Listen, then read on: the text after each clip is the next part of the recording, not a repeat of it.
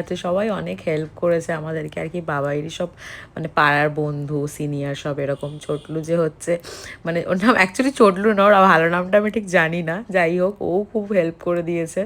আমি ওর নামটা বলবো তোমাদেরকে গাইস। সো এখানে দাওয়া দাওয়ি হচ্ছিল আর কি, মানে খুব ভালো লাগছিল, খুব মানে ব্লেসড ফিল হচ্ছিল, খুব ভালো ফিলিং আসছিল আমার।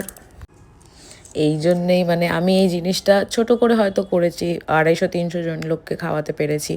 আগের বছর চেষ্টা করব তার থেকে বেশি লোককে খাওয়ানোর, মানে ঠাকুরের আশীর্বাদে যতটা আমার ক্যাপাসিটি হবে নিশ্চয়ই করার চেষ্টা করব। আর এখানে আমাদের মা কালীকে অঞ্জলি দিচ্ছিলাম, আর আমি তো অনেক মন থেকে পুজো টুজোতে ভাই আমি পুজোতে সবার আগে। তো এখানে অঞ্জলি চলছিল আমাদের। তারপরেই যা জোরদার বৃষ্টি নেমেছিল, বাপরে বাপ, এখানে গপু ভিজে ভিজে সবাইকে ভোগ বিতরণ করছিল। তারপর ওর এত কষ্ট হচ্ছে দেখে আমিও গেলাম, আমি বললাম যে ওকে একটু সাথ দিই।